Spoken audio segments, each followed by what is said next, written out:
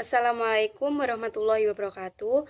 Terima kasih atas kesempatannya. Perkenalkan, nama saya Ika Dwi Sayekti, NIM 2019-710086. Terima kasih atas kesempatannya. Perkenalkan, nama saya Rahma Julia Filiana dengan NIM 2019-710380 dari kelompok 2. Terima kasih atas kesempatannya. Saya Haya Baratasiwi dengan NIM 2019-710589. Baik, terima kasih atas kesempatannya. Perkenalkan, nama saya Ahmad Robidul Umam dengan NIM 2019-710682. Assalamualaikum warahmatullahi wabarakatuh. Terima kasih atas kesempatannya. Perkenalkan, nama saya Putri Diana Ulaning Tias dengan NIM 2019-710786 dari kelompok 2.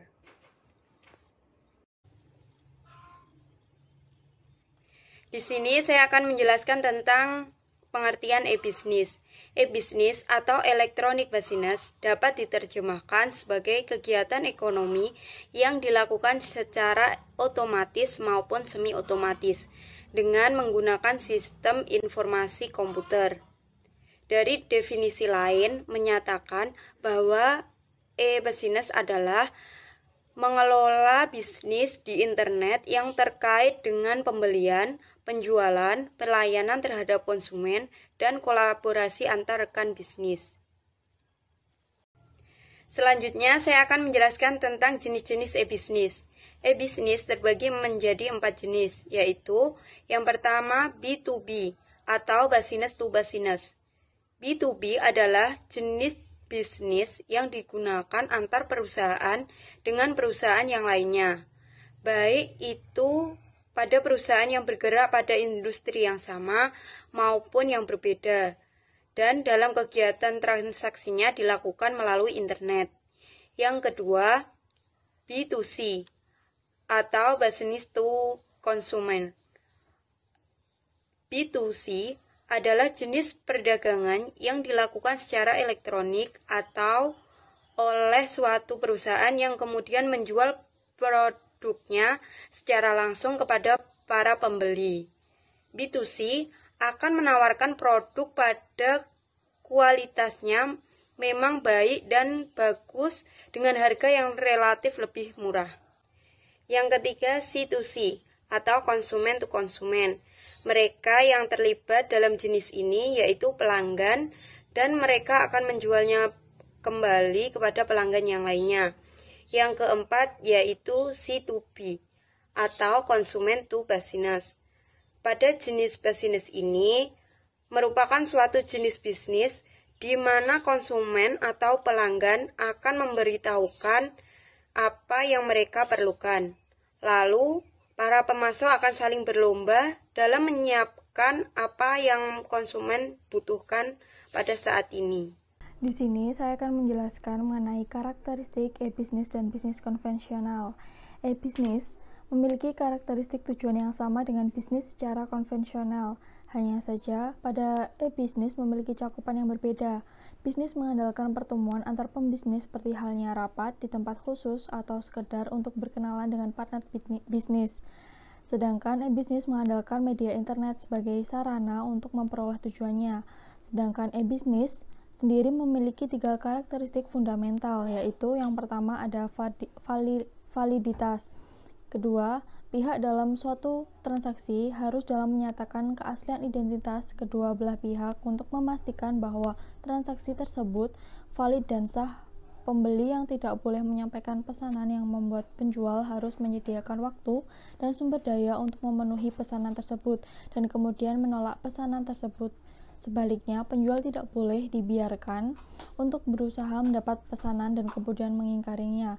Yang kedua ada integritas, yaitu kedua belah pihak dalam suatu transaksi harus yakin bahwa informasi yang dipertukarkan akurat dan tidak diubah selama proses transmisi. Yang ketiga yaitu privasi. Privasi atau kerahasiaan transaksi bisnis dan informasi apapun yang dipertukarkan dalam transaksi tersebut harus disimpan dengan baik jika diinginkan oleh salah satu pihak. Selanjutnya ada kelebihan dan kekurangan menggunakan e-bisnis dengan bisnis konvensional.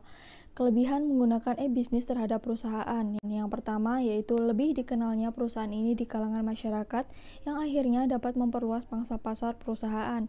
Yang kedua adanya peningkatan citra perusahaan di mata pasar. Yang ketiga, terbukanya kesempatan untuk memperoleh investor lain selain meringankan kepercayaan investor lama. Yang keempat, yaitu timbulnya sikap kecintaan produk dan loyalitas dari konsumen yang berdampak pada meningkatnya pendapatan penjualan akibat efek domino dari promosi yang dilakukan melalui website. Yang kelima, perusahaan dapat menyampaikan berbagai informasi kepada semua pihak yang berkepentingan dengan cepat, tepat, dan efisien. Yang keenam, perusahaan memperoleh kemudahan dalam memproses rekrutmen karyawan. Lalu ada kekurangan menggunakan e-bisnis terhadap perusahaan. Yang pertama, ada penambahan biaya operasional untuk menjalankan teknologi ini. Lalu yang kedua, dapat terjadi miscommunication antara manajemen perusahaan dan investor akibat kurangnya hubungan secara langsung.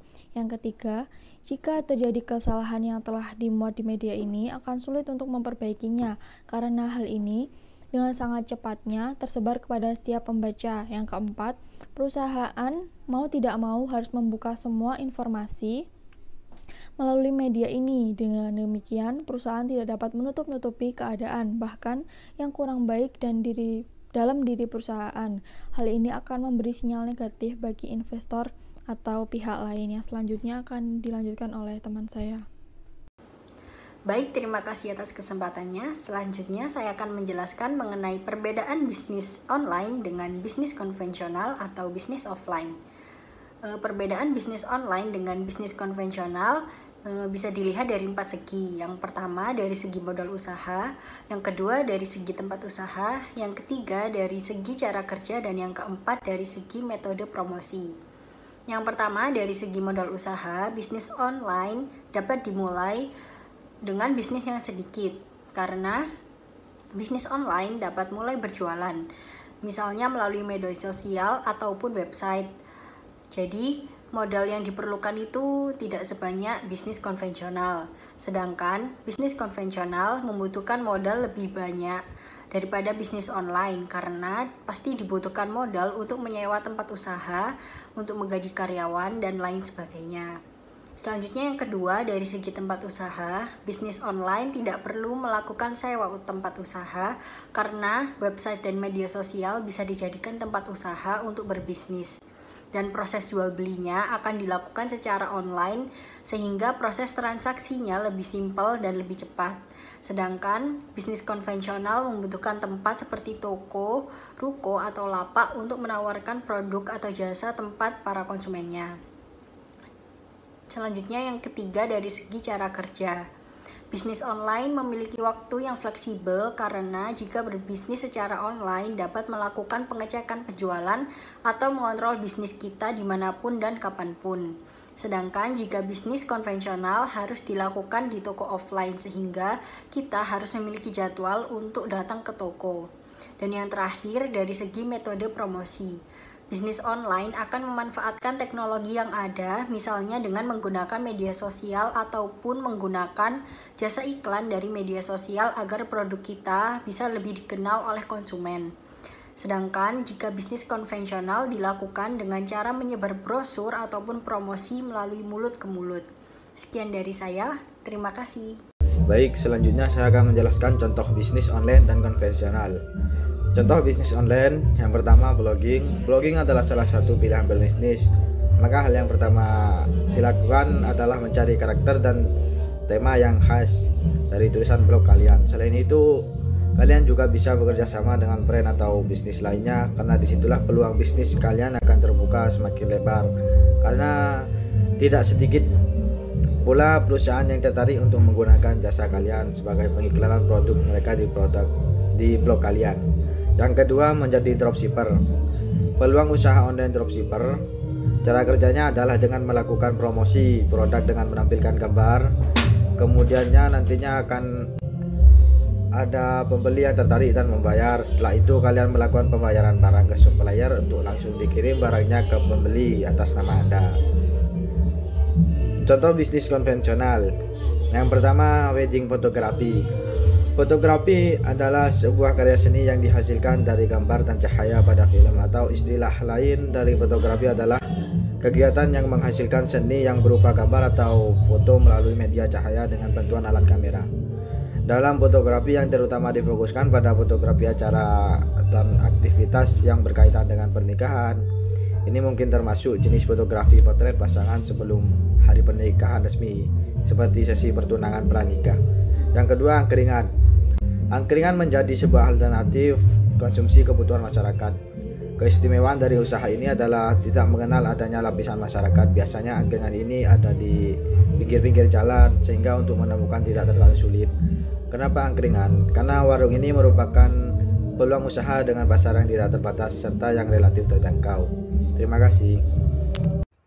Baik, di sini saya akan menjelaskan mengenai pengaruh e-bisnis atau online bisnis terhadap praktik bisnis. E-bisnis atau online bisnis merupakan suatu bidang yang masih dalam tahap pengembangan dan akan terus berjalan sesuai dengan perkembangan revolusi industri. E-bisnis dalam pemanfaatannya banyak digunakan sebagai praktik bisnis. Ada beberapa kategori yang perkembangannya berpengaruh terhadap praktik bisnis, yakni perkembangan dari direct marketing atau berkomunikasi secara langsung menjadi indirect marketing atau berkomunikasi secara tidak langsung dengan memanfaatkan berbagai macam sosial media untuk mempromosikan produk. Selain itu juga memudahkan untuk melakukan promosi pemasaran dengan jangkauan yang lebih luas serta dapat menekankan biaya promosi dan dapat memberikan pelayanan yang responsif sehingga nantinya customer atau pelanggan mendapatkan informasi secara detail, cepat, dan secara online. Oke, dalam hal ini, e-bisnis juga mengubah mindset, khususnya para startup bisnis, untuk terus berinovasi, meningkatkan kompetensi, komitmen, kreativitas, dan fleksibilitas pekerja untuk dapat survive dan berkembang.